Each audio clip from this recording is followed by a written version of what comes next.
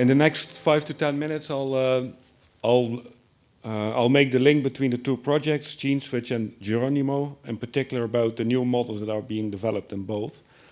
And I'm involved together with Marco in leading work package 4 in GENE-SWitCH, which is about genomic prediction models. And in GEroNIMO, there's also work package 4 is also about genomic prediction, and I'm the work package leader there.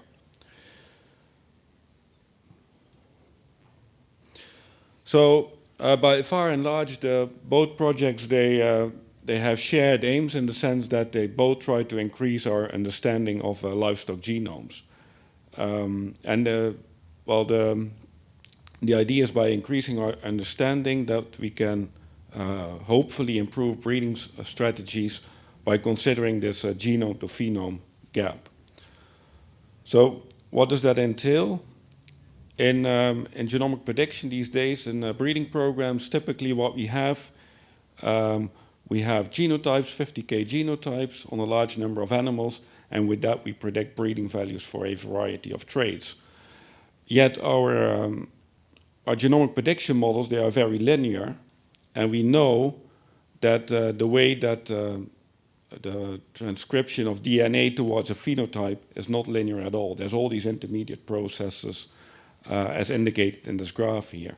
So that inspires quite a number of projects, including the two that are hosting this event here today, to see if we better understand that whole process, can we make use of that in our models and ultimately improve our predictions. And both projects actually take somewhat different approach. So in this slide, I'll try to highlight the differences between them.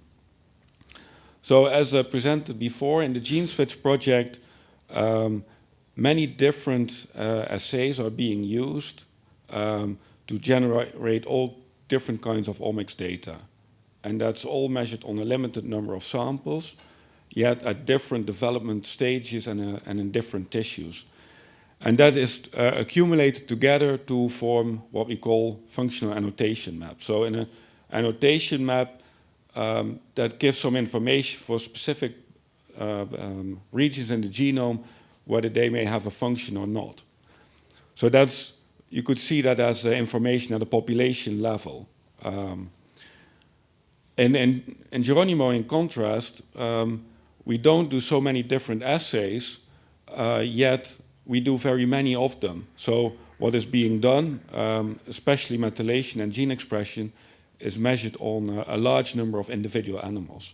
So we don't get this population level functional information that says, okay, these parts of the genome are relevant for everyone in the population.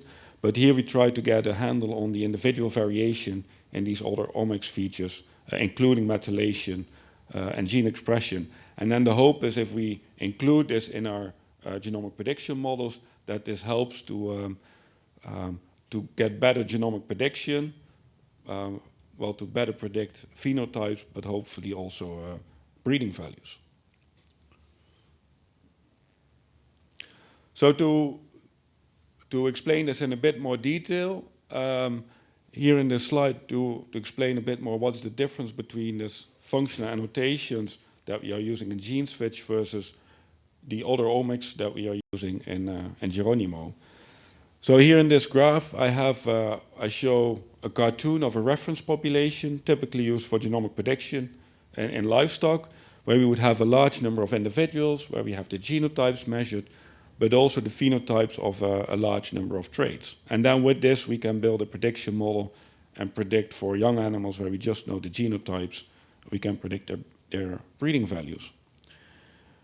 Now, if we focus on the functional annotations as used in GENE-SWitCH, we don't create more information for our reference population, but actually we create more knowledge on the genome. So that's indicated with these little arrows here.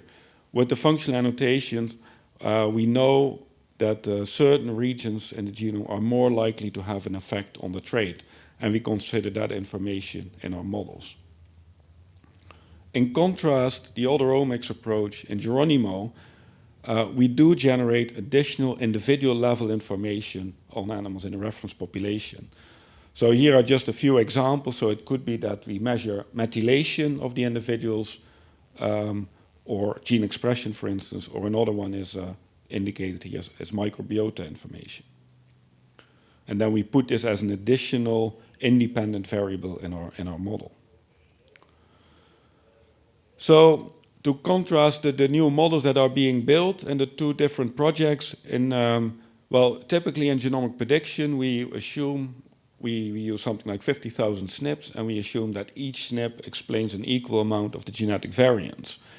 And in the GENE-SWitCH model, we want to relax this assumption based on the functional information.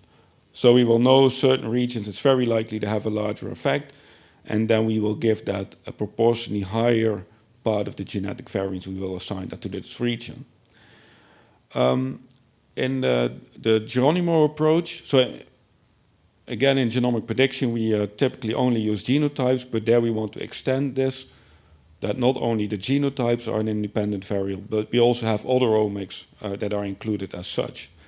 And the aim is here is to use this, these individual additional information to get a better handle on the variation, on the phenotypic variation, and with that improve genomic prediction. So to wrap up, both projects aim to improve genomic prediction using new genomic data and knowledge that is generated on livestock genomes, but the focus is somewhat different, either on using functional or on individual level information. That's it. Any questions to Mario? Yes? Maybe more general, in both projects you have swine and poultry. And do the benefit, are they kept or researched on in parallel, or is there some link or some benefit having these two species projects? Yeah, well, there's a number of links between the projects indeed, and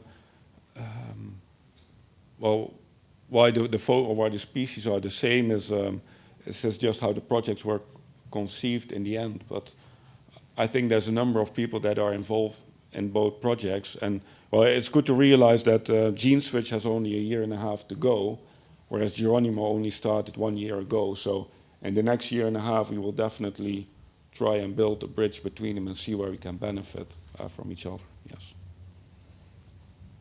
But I think it's not ambition or aim to merge the data sets. Right. Yes.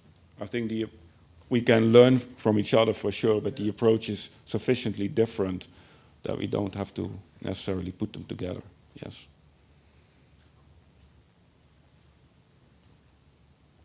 And one angle is that with all the methylation data that is used in generated in GERONIMO, that we could actually in itself use to generate functional annotation from that whole resource and try to use that to translate to any other populations. So.